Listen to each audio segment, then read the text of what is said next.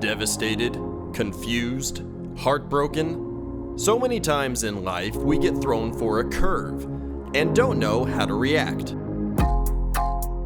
I can tell you the first time I had sex, how was my marriage going to survive? It's over. I remember standing in front of the judge with my 3-week-old baby, looking at my ex. I saw the look on his face and it was complete rage. Welcome to When Life Throws You a Curve and How to Make the Adjustment with your host, Katie Hamilton. Hey everyone, welcome to When Life Throws You a Curve and How to Make the Adjustment.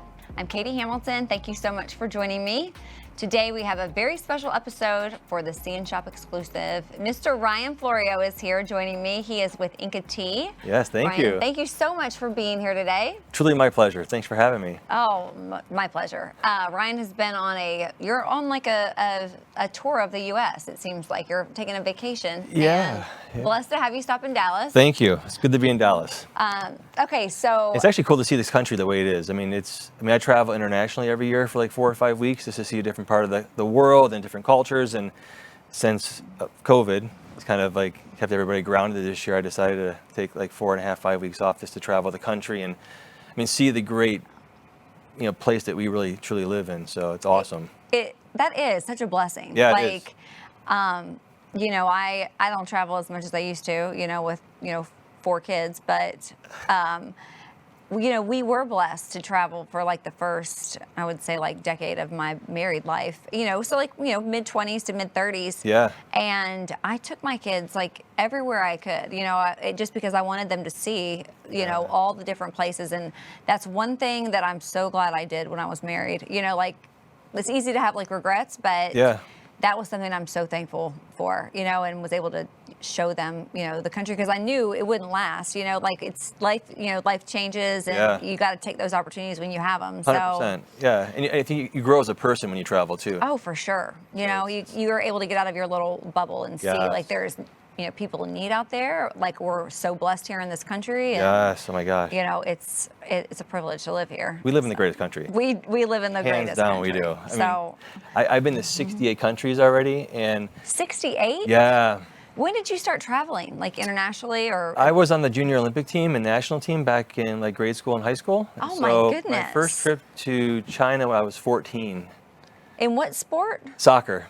Oh my goodness. Yeah, so I was the first U.S. team to play in communist China in over 50 years. It was crazy. Oh my word. The stories I can tell you next interview would be insane. Oh my gosh. Yes, you have to come back. I want to hear all of the stories. All of the stories. That's incredible. So you had a love for traveling from the time you were younger. I did. But everybody around the world would love to be an American and live in this country. And it's a great place. I think sometimes we don't know what we have, and until it's gone, or you see how other people live. Yeah, but either one of those, both of those actually. Yeah. You're exactly right. Well, it is really wonderful to have you here. Thank you. Am I your first Clevelander on your show? You're my first Clevelander. Yes, I've been to Cleveland. You have? Yep. Oh yeah, I went to the Indians because my ex was with Cincinnati for his rookie season. Oh, okay. So we lived in Cincinnati, and then we went. Of course, I went to Cleveland for the interleague game because Cincinnati was the National League. Yeah. And I loved their stadium, the Indian Stadium. Right? I loved it. It was so family oriented. I remember the fireworks that they had. Yeah. Like I loved that road trip so much. It's funny, like the things that we remember, but I remember Cleveland very, very well. Cleveland's a great town. It really is. It's a fun place to live. It seemed very special. It is. So talk to me for a few minutes about the journey that you've been on with Inca Tea and how it was birthed, and just I've not heard this story yet in its total. So I'm very excited to hear about it. So, I had a really cool opportunity to travel down to Peru and hike the Inca Trail with my 2 best friends. And even though I've traveled the world, I'm a really picky eater. I love like steak, potatoes, pasta, pizza. I don't deviate from like crazy things, but I try to eat the staple, goodness of food. So I was really worried that during this 10-day hike, our Sherpa wouldn't, be able to make us what I wanted to eat. So I'm so sorry. Where did you all sleep on the 10-day hike? Oh, in tents. Yeah, that's what I thought. It was crazy. It's not. It was pretty intense because the topography is so different in Peru, and when you're traveling in the Andes, like one day it'll be 98 degrees and 100% humidity, and the next day it's 16 degrees and you're at 18,000 feet elevation.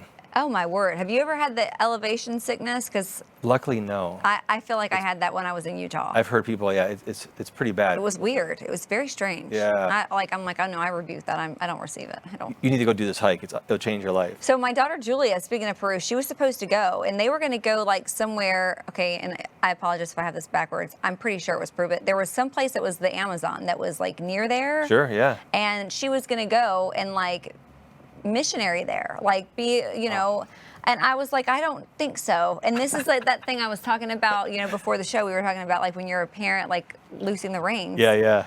And God was like, well, if that's what I call her to, and I'm like, I don't think so. How old is she? She was at the time. She was, I think, 16, younger. She's here. How old were you? You were going to be 15. Wow, yeah. No. I was like, no. I mean, it's still my mother. It's tough. Yeah, it's tough. So, I mean, what prompted you to go to Peru? Was it to hike this trail? Yeah, so every year, my friends and I, we always travel, whether we go to Costa Rica and surf or Europe and backpack, whatever the case may be. So this particular year was, have a chance to hike the trail. And I was all in. Of course, my parents think I'm crazy because At least you're an adult at this point. I am, yeah. But a mom will always be a mom. I mean, I told my mom I was doing a 4-week road trip. My mom's like, what's wrong with you? Don't you have priorities in life? I'm like, I do. But this is, something you're passionate about. Yeah. I mean, I have to go because it makes me, I'm very creative when I'm out traveling and experiencing different cultures and people and whatnot. So I was really worried about the food that I was going to be eating on the trail. So I packed a lot of granola bars, Snickers bars, and things like that. And of course, I'm like, there's no way this backpack full of stuff that I brought from the U.S. is going to last me 10 days. But especially while you're hiking, because you're like, using your energy. A lot of energy. Fueling. Yeah, you really do. And so the very first day on our hike, our Sherpa, over an open fire, started boiling some water. He threw in purple corn, some cinnamon, cloves, apples, and pineapples, and started making this ancient tea concoction. And of course, my friends and I are laughing at each other like, wow, like if this is what we're going to be eating for the next 10 days, we're in a lot of trouble. A lot of trouble. So Edgar, our Sherpa, he spoke a little bit of English. I asked him what it was, and he said it was a very ancient, tea recipe. You had to try it, must drink, so on and so forth. I ended up taking my first sip and fell in love with it. It just tasted amazing. I have a lot of health problems too. My doctor told me not to do the hike previously because I've had both my knees operated on and major back surgery. Oh. And he said if something were to happen to me in the middle of the Andes, rescue is near impossible. There's no cell service, and you're literally days away from being rescued by horseback or muleback. Yeah. So, but I can honestly say I drank this thing called chicha morada every day for 10 days, and I felt physically amazing. Because it has the purple corn has this property in it. It does, yeah. So there's more antioxidants in this purple corn than acai and blueberries combined.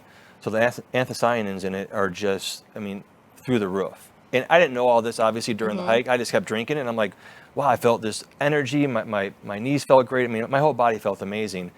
But then when during the trip, I told my friends, I'm like, hey, I'm going to start a tea company. And they're like, you're insane. Like, only you would think of something crazy like that, on a 10-day hike. So awesome. But when I came back to Cleveland, I Googled purple corn just to learn more about that crop, because you always hear, other purple things, but never purple corn. Yeah, I had not heard of it. No, yeah. And the first thing that popped up on Google was a doctor at Ohio State University that's dedicated her entire career studying purple corn. So it was like serendipitous. A match made in heaven. So here's this lady who's the world expert. She's an hour and a half away from my house. And I started doing all this research on her and her studies, and it showed that purple corn helps with joint inflammation, diabetes and weight loss, helps prevent certain cancer cell growth, great for your cardiovascular system, has more antioxidants than any other fruit or vegetable on the market, and it rebuilds collagen in the skin.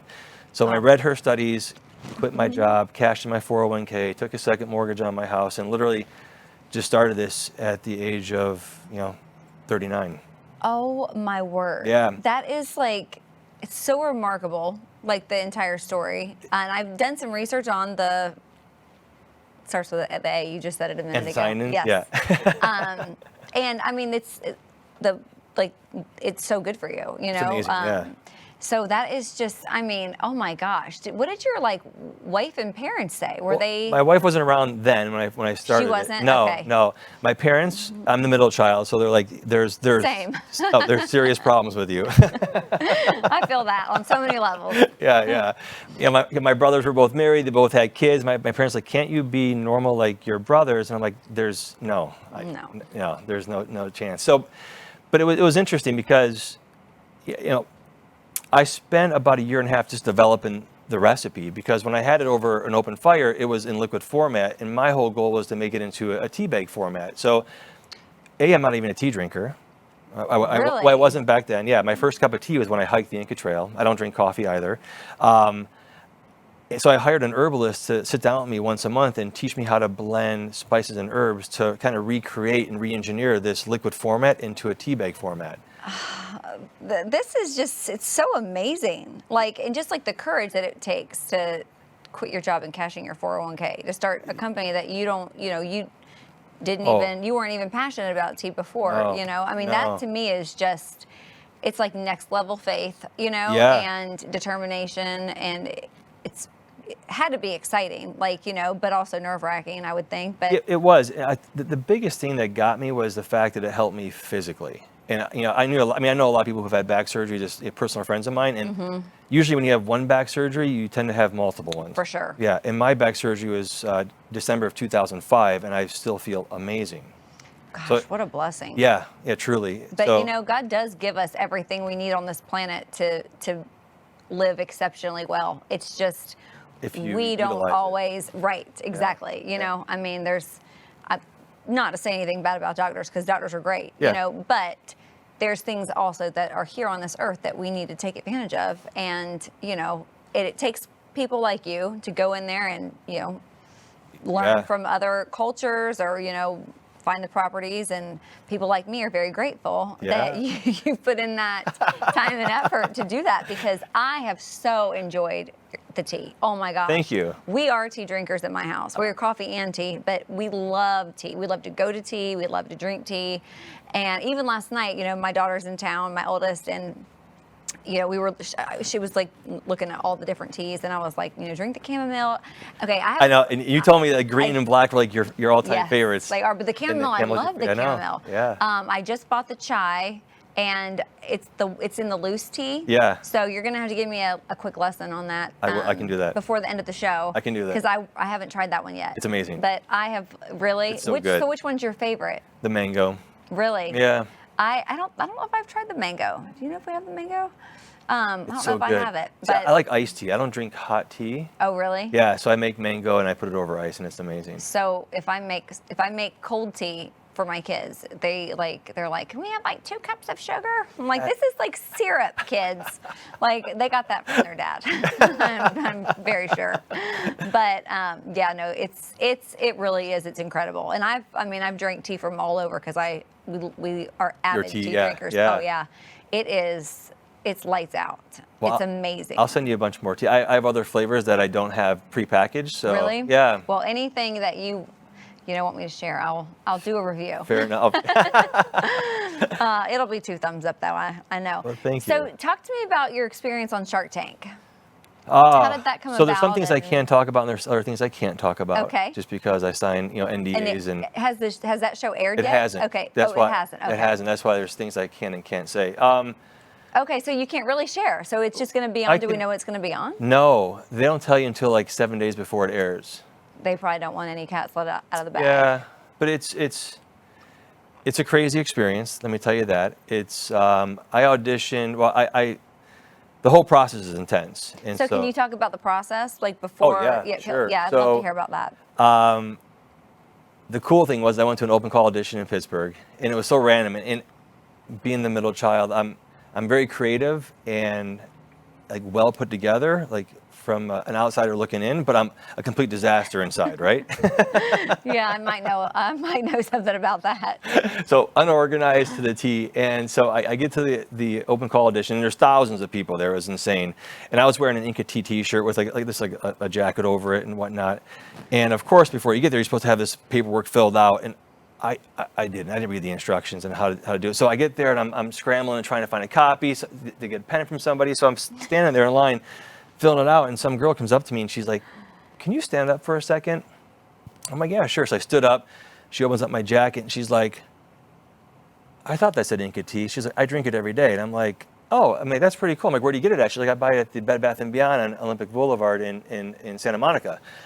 I'm like, "Oh, no kidding." I'm like, "Oh, what are you doing here?" She's like, "I'm one of the casting directors." I was like, "Oh, that's cool." And so she left, and everybody's like, "Dude, you're in," like, slam dunk, slam dunk. I'm like, "No, that doesn't mean anything." So go through this whole like cattle call, thing, and everybody gets 2 minutes to do their little 90-second pitch, elevator pitch, and I'm standing in front of this girl for like 20 minutes and just talking to her about like my whole story. And I'm like, "Yeah, I also make kombucha as well." She's like, "Did you bring some?" I'm like, "Yeah, it's in my car." She's like, "Go to your car and get it.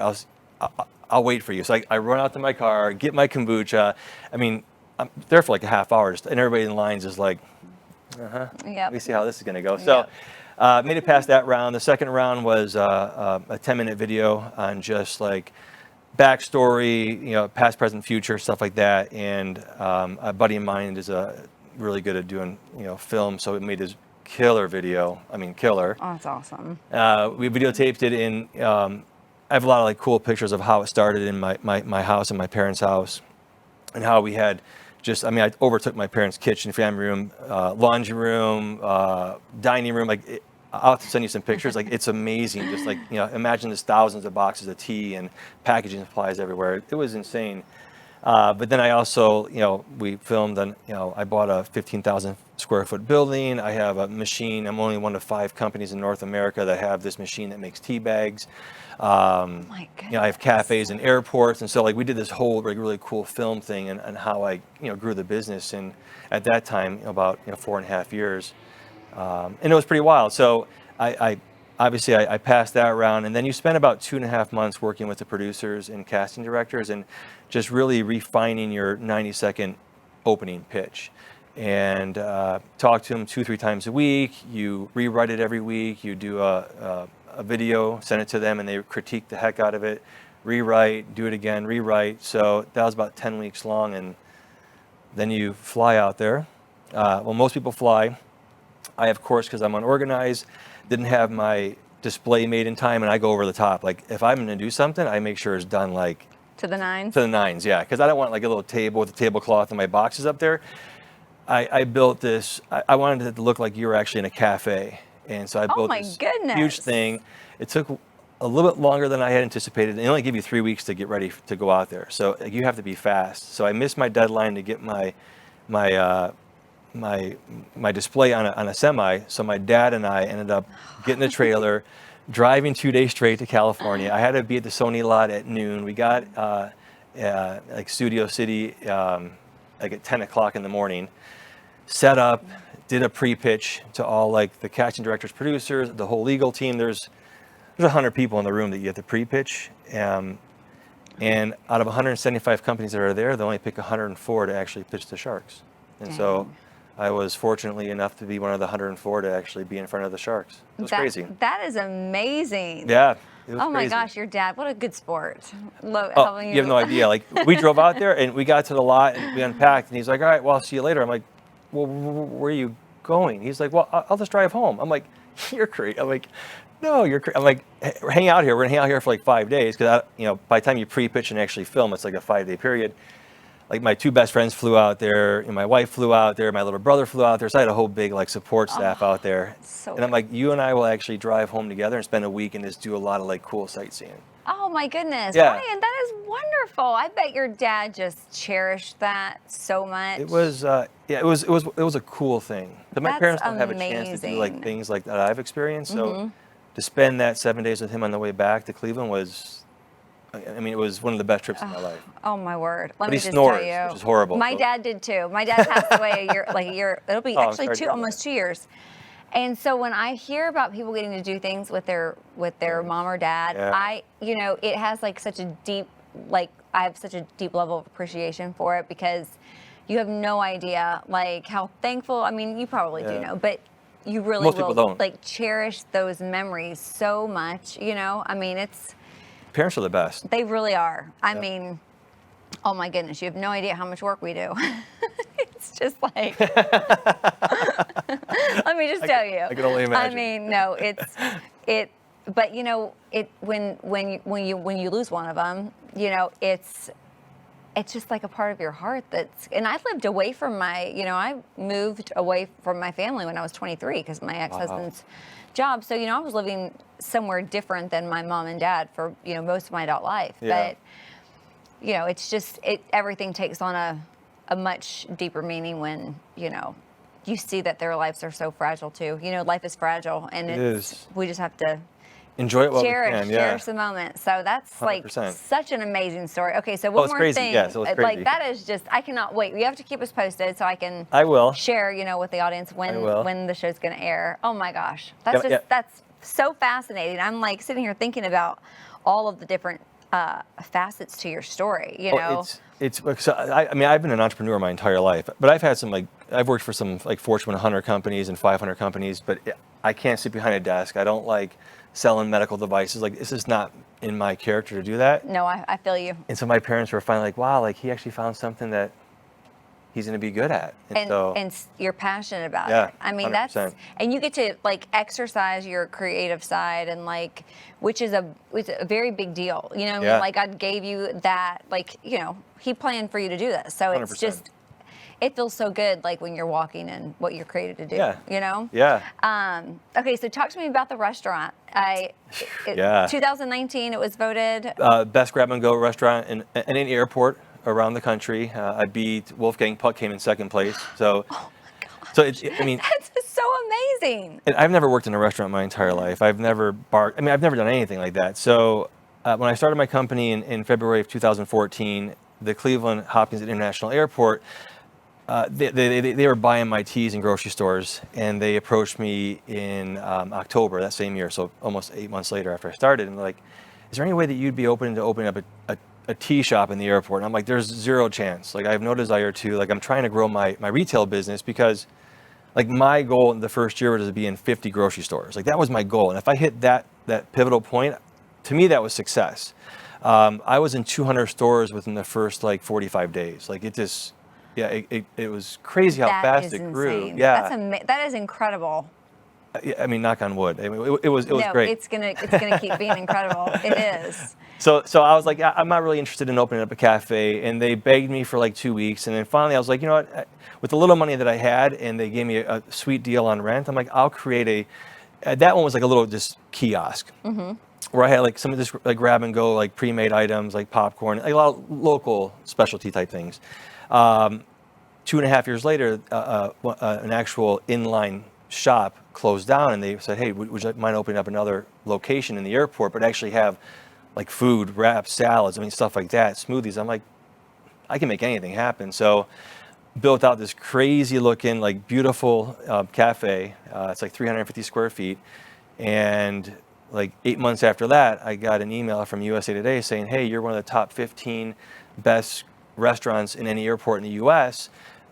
You have a month right from this point to have people like vote, and people that are coming by the airport like cast a vote, and I ended up winning. So I went to Vegas and had this like crazy award ceremony with like 2,000 of the most influential people in any airport around the world there. Oh, and my word. They're giving all these awards out, and it's like Hudson News wins, and they get up and they do a little speech, and so that my thing came like. The best grab-and-go restaurant in any airport goes to Inca Tea out of Cleveland, Ohio, and everybody's like, who's this? So I get up there and talk about just about sustainability, because all my stuff is like biodegradable, recycled materials. I mean, my cafe is all organic, non-GMO. I cater to paleo, vegetarians, vegans.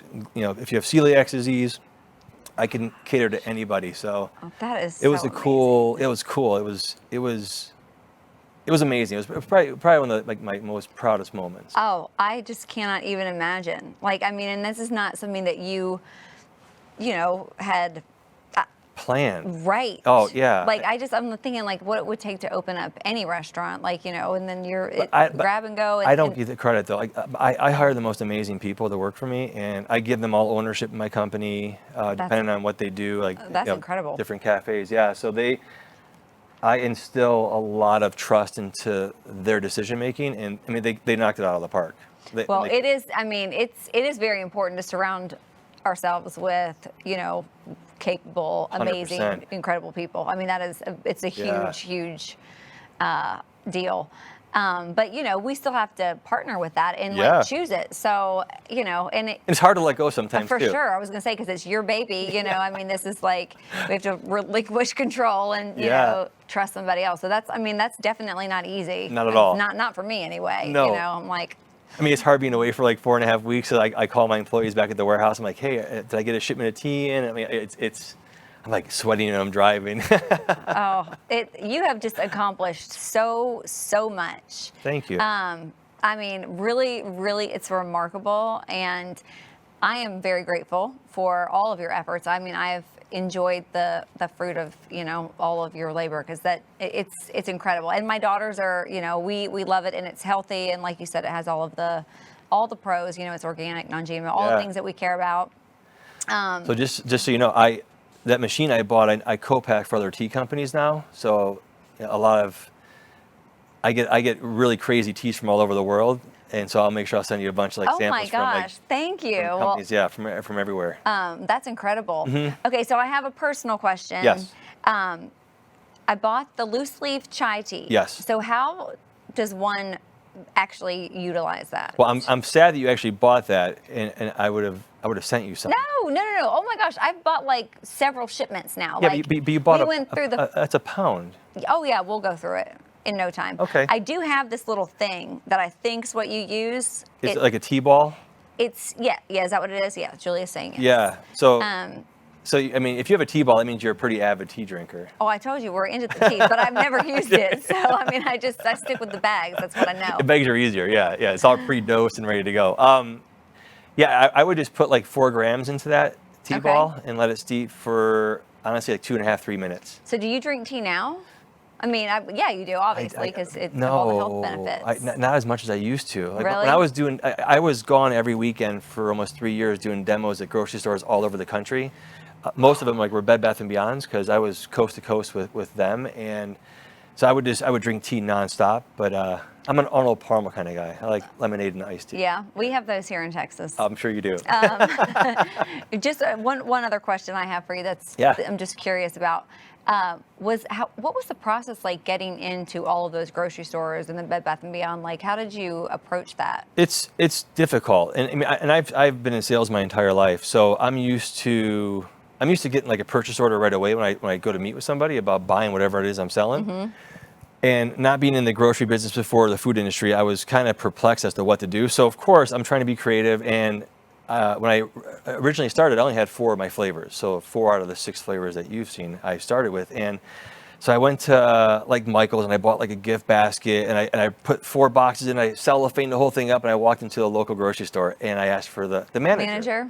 And I walk in like I'm giving him like a Christmas present. You know, the guy looks at me like I'm crazy. Tell him my story, and of course I'm like I can't wait till this guy say yes and order some cases of tea. He's like, I love the packaging, the story's great, but I'm gonna have my employees try it, and I'll give you a call in like 2 or 3 weeks. And I left there like so deflated. I'm like, it's tea. Like, I mean, you don't want to make a decision today. Like, it's all made in Cleveland. The packaging is made in Cleveland. I'm from Cleveland. So match made in heaven. Yeah, right. That's what I thought. So I started driving home, and I'm like, I need to rethink my complete approach, because apparently a gift basket to a grocery manager is it didn't work. Went home the next morning. He called me up and he was like, Ryan, he's like, we tried it last night. It's the best tea we've ever had. How do we get it on our shelves? And honestly, from that point, it just snowballed. A good girlfriend of mine was like, hey, Bed Bath & Beyond bought World Market. They're starting to incorporate a bunch of like food products in Bed Bath & Beyond. So I'm like, she's like, you need to call them. I'm like, okay, I'll call anybody, you know? Yeah, so, like, what do I have to lose? Yeah, nothing to lose. So I call, I talk to this guy for like 10 minutes. I'm so enthusiastic about my story. And he's like, hey, don't mean to bear bad news, but I'm not the guy you need to talk to. It's Jennifer Lee. She's in charge of the tea and coffee. He's like, I'll give your information to her. And I'm like, there's zero chance this guy's going to relay this information to Jennifer Lee.